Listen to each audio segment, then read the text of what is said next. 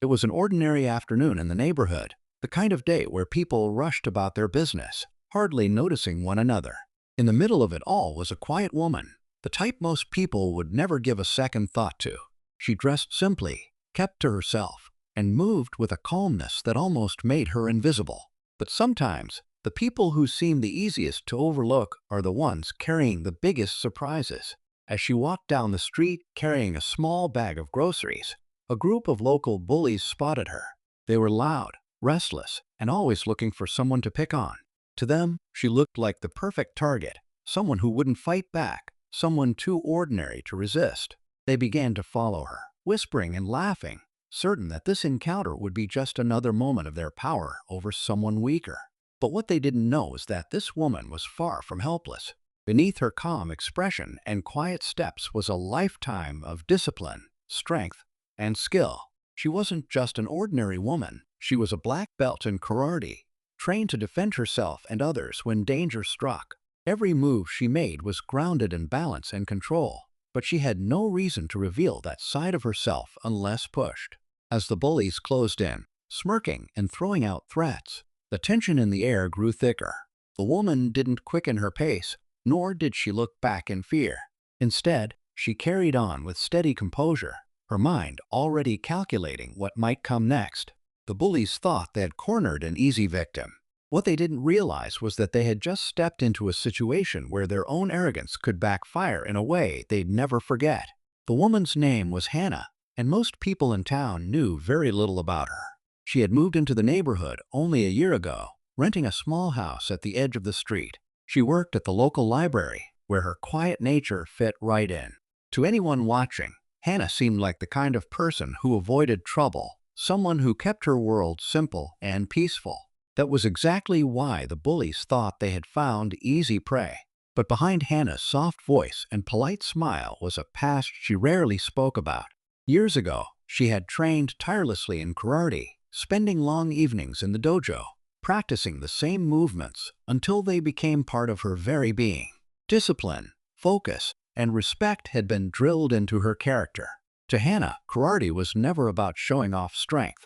It was about self-control, about protecting yourself and others when there was no other choice. The bullies knew none of this. All they saw was a woman walking home with a bag of groceries, her steps measured and calm. They nudged each other, whispering plans, laughing at how easy it would be to scare her. To them, it was just another game, another chance to show off in front of one another. As Hannah walked on, she felt their footsteps behind her. She knew the sound of someone following. She had trained long enough to sense it without turning around. Her heart did not race, and she showed no fear. But inside her mind was sharp, alert, and ready. The bullies thought they were in control. They had no idea that every second they followed her was drawing them closer to a moment that would test them in ways they had never imagined. The street grew quieter as Hannah turned down a narrow lane, one she usually took as a shortcut home. It was lined with old fences and tall trees, a place where the sound of footsteps echoed more clearly. The bullies followed close behind, their voices carrying through the still air. They began tossing out mocking comments, trying to get a reaction, hoping she would show some sign of fear. Hannah stayed silent, her calmness only fueling their arrogance. Among the group was a boy named Mark, the loudest of them all. He had a reputation for picking on anyone who seemed weaker, and his friends followed his lead. For him, this wasn't just about bullying, it was about control, about proving that he could intimidate anyone he chose. His friends, though less bold, went along, laughing nervously as if to cover their own uncertainty. None of them questioned whether they were pushing too far. Hannah, meanwhile, kept her steady pace. She remembered her sensei's words from years ago. The strongest fighter is the one who knows when not to fight. She wasn't looking for conflict, but she could feel the weight of their presence pressing closer. Her mind replayed every lesson about awareness, timing, and patience. She didn't want to reveal her strength, but she also knew bullies rarely backed down when they believed they held power. Across the street, an elderly neighbor peeked from behind her window curtain, noticing the scene but hesitating to step in. This was another layer to the tension. Others saw what was happening but felt powerless, unwilling to get involved. Hannah was on her own, at least for now. The bullies thought they were closing in on an easy victory, but every step deeper into that quiet lane was leading them toward a turning point none of them could see coming. Hannah reached the end of the narrow lane where the street opened into a small, empty park. The late afternoon sun cast long shadows across the ground, and the silence there made every sound sharper. She stopped for a moment, adjusting her bag of groceries, while the bullies spread out behind her, forming a loose circle. Their voices grew louder, their laughter more confident, as if they believed they had trapped her. Mark stepped forward, his smirk widening. He tossed a small stone into the air, letting it drop at his feet as a way of showing control. His friends copied his posture, standing tall and puffing out their chests. To them, this was the moment where they would scare her into running, where her fear would give them the victory they wanted. But Hannah's stillness unsettled them in a way they couldn't admit. She stood without a trace of panic, her eyes calm, her breathing steady, as if she had already measured every possible outcome. The air between them thickened. A crow caught from a tree above, breaking the silence for a moment before it flew off, leaving the park even quieter. Hannah's hand gripped her grocery bag a little tighter, not out of fear but to keep herself grounded. She could feel the old training rising within her, the awareness of space, the calculation of distance, the readiness of movement waiting just below the surface. The bullies, caught up in their own game, didn't notice the shift. They laughed and whispered, but their voices carried a nervous edge. Something about the woman in front of them didn't fit the role of a victim. Mark took another step closer, determined to prove his control, unaware that he was inching toward a line that, once crossed, would change everything. Just as Mark closed the distance, the sound of footsteps echoed from the far side of the park. Another group of kids appeared, older and rougher than the first, and the bullies' confidence wavered for a moment. These weren't their friends, they were known troublemakers from a nearby neighborhood, and their presence instantly shifted the atmosphere. Now it wasn't just Hannah in their path, but an audience of people who enjoyed watching chaos unfold. The newcomers leaned against the fence, arms crossed, whispering among themselves as if waiting for the show to begin. Their smirks carried the kind of menace that even Mark couldn't ignore. He didn't want to lose face, not with others watching. So instead of backing down, he grew louder, stepping closer to Hannah, determined to prove himself. The stakes were suddenly higher. This wasn't just about intimidating a quiet woman anymore. It was about saving his reputation in front of people who would never let him forget a moment of weakness. Hannah sensed the shift. Her path of escape had narrowed, the tension surrounding her tightening with every second. She wasn't afraid, but she knew the situation had grown more complicated. Now, any reaction she gave would be seen not just by the bullies, but by the tougher crowd who thrived on conflict. One wrong move could make things spiral even faster. The air felt heavy with expectation.